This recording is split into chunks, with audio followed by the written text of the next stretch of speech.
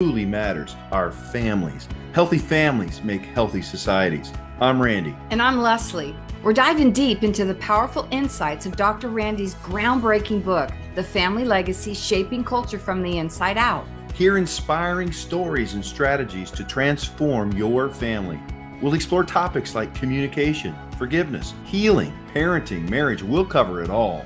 We'll have provoking conversations with experts, coaches, and real-life families who are benefiting from intentional family building. This podcast isn't just about theories, it's about tools that you can implement today. We all come from families, so this podcast is for you. Join us on this incredible family journey. Subscribe now as we learn to do family as God designed. Transforming families one episode at a time. Remember, whoever wins the family wins the culture in the end. Let's go. Welcome back to Transforming Families with Randy and Leslie. I'm Randy. I'm Leslie. Randy's going to give a formal introduction of our guest today, but I just wanted to give you a little background. We are honored to have Tina Konkin with us today. Yeah. She is a relationship expert. Tina, I was thinking back, it's been almost 9 years since I met you. And I went through your workshop in 2014. It was right after Ron passed. And I believe it was the first workshop you did after Ron had passed. Mm-hmm. And Tina is our people. She does so much work that's experiential in nature. Yeah. And her program, while she's moved on, and she'll talk a little bit about what she's doing now, she has literally transformed thousands of lives through her work. And we're just honored to have her. I learned so much. I went through her program, and for a few years, I got to go up and TA, be a teacher's assistant, and learn how to facilitate from her and really learn that experiential model. And anyway, I could go on and on about her, but I'll let you give her a formal, honey. Yes. Well, welcome, Tina. Let me do this upright. So Tina is a mother of 3, grandmother to 3, an author, relationship expert, counselor, and conference speaker. She's facilitated hundreds of seminars for youth, adults, couples, and families for over 30 years. Coming from a background of abuse and abandonment, Tina's passion is to help and heal the brokenhearted, by giving them a clear path to live the life they've always imagined. Tina's purpose, I love this. When people boil down things to this is why I'm here, her purpose is to heal relationships one broken heart at a time. Tina, so great to have you. Welcome. Thank you. It's so good to be on here. And Leslie, I cannot believe it's been 9 years. Doesn't feel like that. Crazy.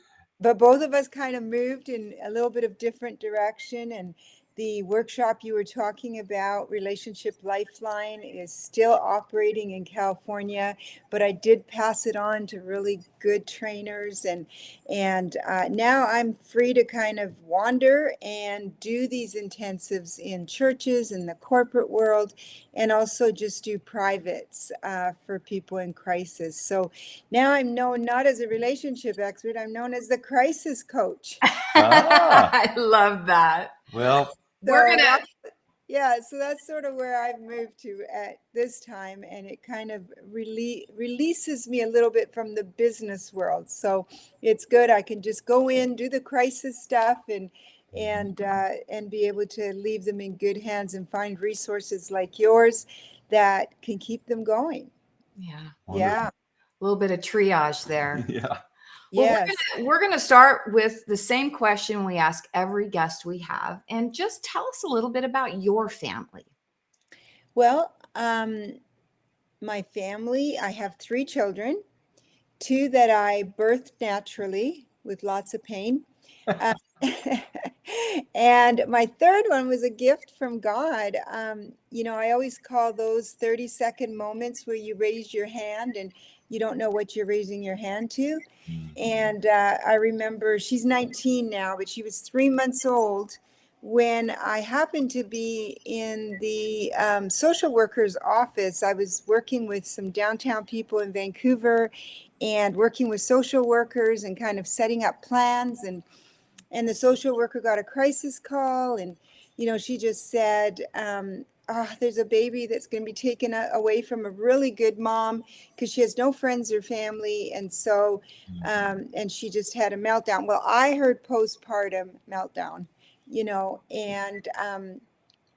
and so anyways, I said, well, I can be a friend, not realizing it was PTSD, not postpartum. And so the child, they were just doing, like the mom had full custody, but she was being watched, just because of her mental illness and stuff. So anyway, one thing turned to another, and it went from helping a single mom for 2 weeks to adopting a beautiful little girl. My youngest at the time was 19. I thought we were empty nesting. He was in his last year of training for being an electrical engineer. So I thought I got 6 more months of this, and then we're free. We started all over again. So Wow. she's sort of been my gift. And so that's my family, 3 of them. And of course, then we've got 3 grandkids. My son gave me 3 grandkids. My oldest daughter is engaged. And I think you know her. That's Jenny. Yeah, I'm so excited for her. I know. So she's engaged. And then Mia's 19. And Wow. she's been struggling since Ron passed 9 years ago now. And so she was only 9, and that's been just a constant struggle. For her, she was adopted, so that's sort of like the loss of 2 dads. One gave her up, and the other one died. So that's been quite the challenge. But you know what? She's coming to the other side of it, and I'm so proud of her. So that's sort of and Mia, she would have been little the last time you saw her. Yeah. Yeah. So that's sort of my family in a wrap. I'm proud of them. They're all serving the Lord. And Jenny's very involved with the downtown work that we were doing back then. And now she runs homeless shelters and veterans homes and low-income family buildings, and Wow. is doing phenomenal with that. And of course, with all the learning she did from us, she knows that identity is huge. Yeah. And a lot of these people have had their identity stripped from them. Yeah. So her purpose really downtown with the Hard to House is really helping them connect to human connection. Yeah. And so I'm proud of her that she's doing a great work down there. And the government has, like they did partner with us just because they saw a change in families when we reconnect them with families, and that if we find family, if they have family, and try to create that reconnection for them. So I love the work that you guys do, because that's always been our heart. We work with marriages and relationships, but really it's so the family unit, I do it for the kids, for the family, for the unit of wholesome, right? And even if people can't, not everybody, like I've seen an 85 to 90%, it was actually Mariners Church that did the study, 85 to 90% of people that are thinking divorce, or wanting divorce, or, on the verge of divorce, especially if they have children, when they do, the program, they see from a different perspective. Yeah. They'll fight harder, and there's something to fight for. They always say, don't stay together for the children, and I'm going, no, stay together for the children. Like let's look at how we can, because otherwise you just pass it on to the next generation. So that's sort of my family background. That's good. You have such a powerful family legacy, and that's why it's near and dear to our hearts. We're tuned into that. It's really passing on the character and nature of God in our kids in a way that they can teach it to their kids. That's and right. then all of the fruit, all of the programs and the outreaches and the is fruit of that character of God that we passed on. And you mentioned a number of ways that you're doing that in the ministry. I want to jump right to our topic today and ask you, where you titled your talk today, how to bring trust back into your marriage. I mean, trust is huge in not only marriage, but relationships, period. And so tell us a little bit about your story and how how you came to put that trust back in, and what's important for our listeners to learn from that today. Well, I think they're going to learn something very, very, very different. And if I hadn't gotten that concept, I don't know that I could have healed our marriage. I don't know that we could have together healed our marriage, because that was such, when trust is broken, how do you bring it back? How do you mend it? How do you trust again? How do you move forward? And I couldn't answer that. So what happened I think it was about 14 years into our marriage. We didn't have a bad marriage. We didn't have an awesome marriage. We just had a marriage. We were happy. We had 2 kids. My oldest, when the infidelity happened, was 14. The younger one was 11. And we just thought, we had, to be honest, the year that the infidelity happened was the best year of the 14 years. So go figure. But we had figured some things out. But then when a storm hits, what you haven't figured out comes back to haunt you, And so that's why they say before the storm hits, storms are going to come. But before storms hit, that's when you should have the tools to get through it. I think of, we're not as I don't know, we're not as weather affected, I feel, in Canada, except maybe winter storms. But I think of these places here in the States where you're always getting these hurricane warnings or tornado warnings, and and people run down to whatever, I don't know what you call them, caves or something. What do you guys? Shelters. Basements. Yeah. Yeah, shelters that are specifically built for that, to weather the storm. Well, that has to be built before you get the warning. Right? That has to be built before, just because you know where you're living. And I feel like we should have shelters like that built for marriage for when certain tornadoes come around, and we didn't have that. So that's why it can happen to a good marriage, because until the storm hits, you don't know the shelter you should have had prepared. Yeah. And that's the first time I've ever used that. I think I like that. Just preaching to myself here. Yeah. Build a shelter around your marriage. You need some shelter. But so what happened about year 14, my husband's mom was dying, and he's the youngest, so he was really a mama's boy. And it just hit him in a way. Ron was not an emotional roller coaster like I am. He didn't ever need to get happy. He just was. He was a very contented man and found fun in everything. He loved just fun, and with the kids and with me, and he was sort of the lighthearted one. And so that's what I was used to. He wasn't the guy that you needed to spoil. He spoiled you. Right. And when his mom was dying, it was a different season. He started acting different. He started being quiet. It was Christmas and he wasn't interested in putting up lights. That triggered me really big time, because Christmas for him was a favorite season. Lights go up and trees go up, and it was like there was no interest. And the kids were saying, "Are we going to get a tree?" And yeah, we'll get it. It just wasn't happening. And that's when I noticed. I thought, he's not doing good. And then other things would happen, like his mom lived 8 hours away. So he'd always have the excuse. I would hear him on the phone, like, "No, I can't come out this weekend." And I'm thinking, why not? And then she was taken to a hospital 4 hours away. And I thought, perfect opportunity. But I went into militant mode, meaning there's things you do because you have to. That's how I was raised. Not because you want to, not because you feel like it or don't feel like it. You do it out of obligation, right? So I said, I don't care if you want to go or not. Like, you need to go see your mom. She's in the hospital. And he goes, "Well, what good is it that I go see her while she's in the hospital?" I said, "I don't know. That's where you go to see." Like, I just had no empathy, no sympathy, nothing. It just was like, you do it because you have to do it, right? And I started seeing that I was distancing myself from him, and I wasn't going to bed at the same time as him.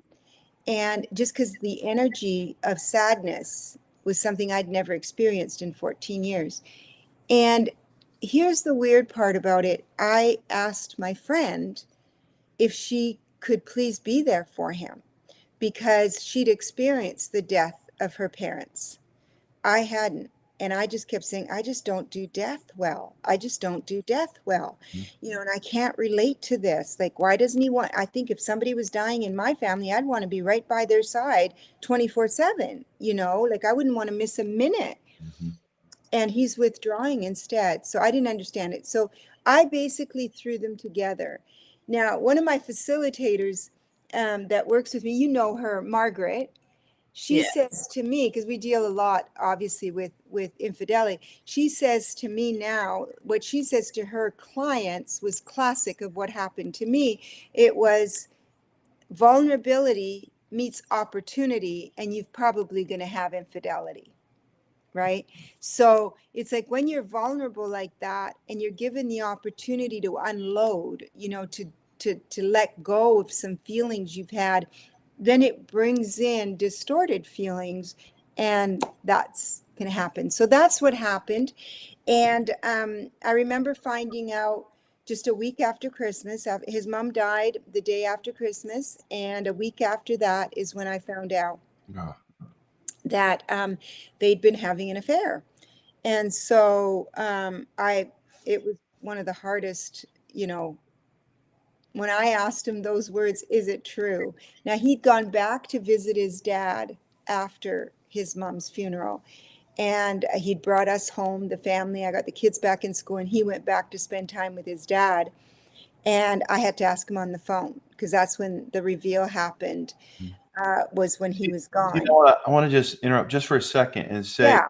thank you for being vulnerable with us today. And I know there are people listening who have experienced multiple forms of this, and trust has been broken. And so Yeah. we're going to take a quick break. When we come back, we're going to hear what you did after that and how Yeah. you put trust back in the marriage, because I think that's the question that Yeah. our listeners need to just hear from you today. So we'll be right back right after this.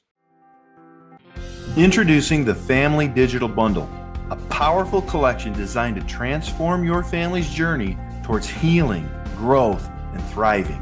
At the heart of this bundle is the best-selling book and workbook, The Family Legacy, Shaping Culture from the Inside Out, written by Dr. Randall Bixby. With insightful wisdom and practical advice, these resources offer a roadmap for building a strong family legacy that shapes the culture of generations to come. But that's not all. Our Family Digital Bundle includes an e-course, over 9 hours of how-to videos, equipping you with practical tools and expert guidance to help your family. Imagine your family, a place where love, growth, and connection come together. Isn't it time to build a better family? If not now, when? Invest in your family. Order the Family Digital Bundle today by clicking the link below or visit our website, thefamilyreformationproject.com. Hey, welcome back, everybody. We've got Tina Konkin with us today, and she is talking about how to put trust back into your marriage. And so we're going to let her speak into that. Thanks, guys. That's such a big thing about trust. And I'll tell you what, when I found out I was being unfaithful, I call it my mirror moment. So if people get my book, How God Used the Other Woman, it opened up my eyes to so much, because what I was able to do was have that mirror moment the morning after I found out. And I was crying. I had that ugly cry. And God suddenly said, stop crying. Just stop crying and ask yourself this question. What part did you play in your marriage to get you to this place? Okay, what part did you play? And I just thought it was demons talking, because I thought God wouldn't blame me. Well, he didn't. He was just saying you both got here. You both broke. You were both broken when you came in, and there's things you did not repair. Those shelters I was talking about. There are shelters that were not prepared. And the shelter that was not prepared was the shelter of nurture. My husband needed nurturing. And God showed me that 20 years before that moment, I had made a vow that I would never love like that again. I had I had someone that I thought I was going to marry die. And I nurtured him for a year. And I remember when he died, I said, never again. But I didn't remember that. So Yeah. God took me back to there. And he said, if you will heal that, the whole story is in the book. If you will just break that vow and create a shelter of nurture for each other, I will give you back the marriage. So that was step one. I knew God was willing. I knew if we did our part, we could do this. But trust. That was the big question. And that's what my family was asking me. That's what my friends were asking me. That's what the pastor asked me. How will you trust again? This is why the Bible says, except for adultery, right? The Bible doesn't totally say that. Jesus said, because of the hardness of the heart, Yeah. right? That's right. Divorce was allowed, not because of adultery. So, and the hardness of the heart usually comes with adultery, and most people can't get past it. But the trust thing I couldn't get past. So, guess what? I went to church that Sunday by myself with my hoodie, and I said, Lord, I need an answer to that question. I tell you, the pastor stopped talking in the middle of his message, and he goes, I've got to stop. And he said, I don't know who needs to hear this. Now, remember, I got my hoodie sitting in the back row. He can't see me.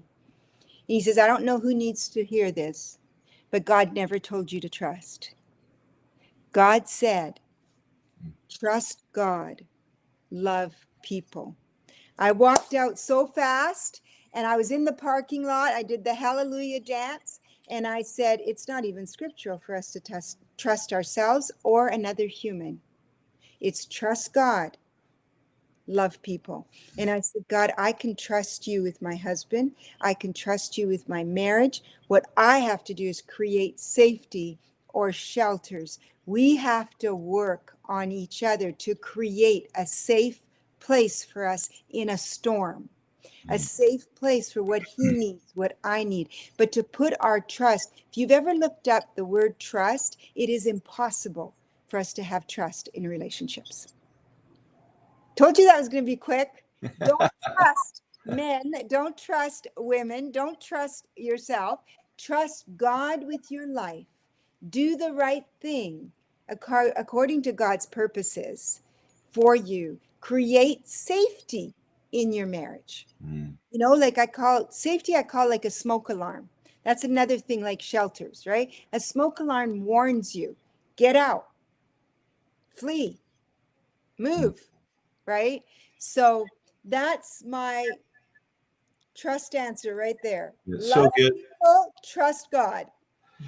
That's so good. We say something very similar, Tina, and and in the book that we write about what is the real problem in families. It's one thing to see all of the fruit, all of the stats of fatherlessness and brokenness and divorce, but what's the root of it? And there was three things: identity drift, we don't know who we are, and Yes. second was the failure to self-govern well. Amen. And really, what I heard you say was, God said, "Hey," or you were like, "I'm taking responsibility for my part in this." And how powerful that is. Most people think, "Well, it wasn't my fault." Well, to be married to that person, you chose to, or not nurture, you chose to whatever, make a vow. I'm just using your example. I've got plenty of my own. Yeah. Right. And it's when I own my part and my choices and I can govern myself, boy, it's a lot easier to get to forgiveness and to trust in God. We say this, God shows a similar thing. We trust God in and beyond people. Yes. As we're supposed to love people, part of that is trusting them, but the trust that's there is, I believe, it's trusting God, no matter what the outcome, no matter their performance, whether they fail or succeed in our relationship, we're trusting God in and through that. So good. That's right. We can, like safety is easy word to use because safety means something different to me than to you. So once I discover what makes you feel safe, then we work together on that. Once you discover what makes me feel safe, I don't feel safe when I'm left in a room to mingle. I don't feel safe. You know, I don't feel safe when somebody says, oh, at church, you know, hug one another. That doesn't feel safe for me, right? And I have to know that about myself, right? So that I can prepare myself, because there are times now without a husband, I do have to go in rooms and mingle. So Mhm. I have to create that safety for myself. Right. So but I don't trust myself to go into a room and act like myself. Yeah, this is so good, Tina. And I Yeah. love what you were talking about. The person we're to trust is the person of Jesus. It is Yeah. God we can trust. So Yeah. that we can, and apart from him, and this is really crucial. We're going to be talking a lot in the coming episodes about marriage and it's the separation, right? When we're separated from trusting God, we can't go into those situations. No. When we're separated in our marriages, Right. that's when stuff happens. That's when affairs happen. That's when separation happens. And that choice to trust the one who's trustworthy. So good. And So just think for a minute how much easier it is in a friendship even to say, I want to feel safe with you. But the minute you say, I want to trust you, the expectations, That's right? so good. It's so it's to me when somebody says, I just want to be able to trust you 100%, and I'm going, how? I'm going to let you down. He's going to hurt you, because that's not going to happen. good. You know, So it's different. yeah. So Tina, somebody's out there and this is really resonating with them. They're like, man, I don't know how to even, where do I start to trust God like this, given what I have experienced, the betrayal, the whatever. Where would you say, here's the place to start and here's how to get in touch with me, and give them a next step or two? TinaKonkin.com will give you all the information of what I'm doing right now. I do go to people, or they come to me for crisis, crisis counseling and coaching. I do go to places myself as a speaker, like you said. But if people want personal help, they can go to my website. The book, the easiest place to get the book is, I know I'm this is terrible, and people that work for me, that market for me, they just go, I can't believe you do that. But Amazon.com. Same. It can also be on TinaKonkin.com, but it just goes faster if you go to Amazon, especially if you're Prime. That's right. Free delivery. I can't give you free delivery, so Right. all of that. It's more expensive to ship books now than the what you cost of the charge for the book. cost of the book. I don't want to be a shipper either. Exactly. Yeah. Well, Yeah.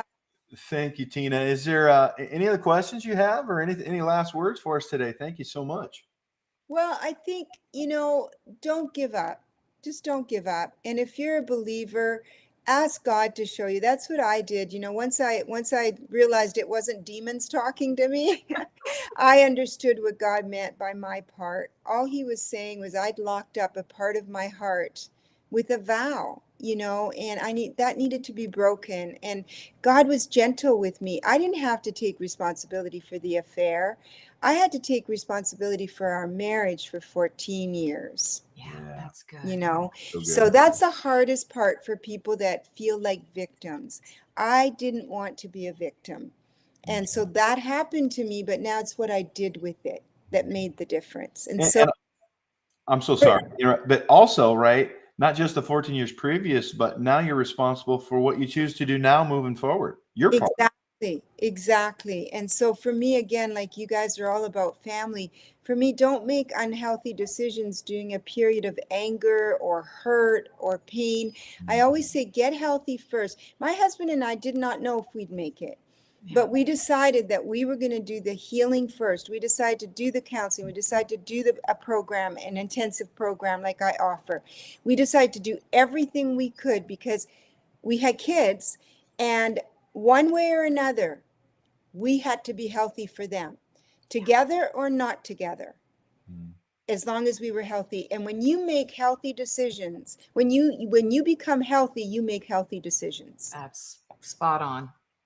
Thank you, Tina, so much. It's just been Thank great you. having you. Have a most excellent rest of your vacation with your grands. Thank you.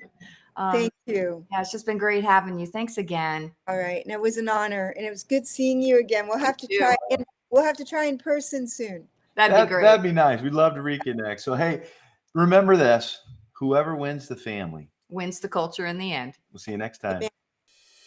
That wraps up another inspiring episode of Transforming Families with Randy and Leslie. We hope that today's conversation has left you feeling empowered and equipped to take action. Remember, transforming families begins with transforming ourselves. Let's be intentional, loving, and persevere. You're not alone. We're right here with you. We believe Proverbs 24:3, wise people are builders. They build families, businesses, and communities. Through intelligence and insight, their enterprises are established and endure. Thanks for joining us today. We encourage you to stay connected with us on social media, join our email list, and learn more about our resources and classes at the Family School by visiting thefamilyreformationproject.com. Remember to subscribe, share with your loved ones, and spread the word about transforming families. We'll see you on our next episode. And remember, whoever wins the family wins the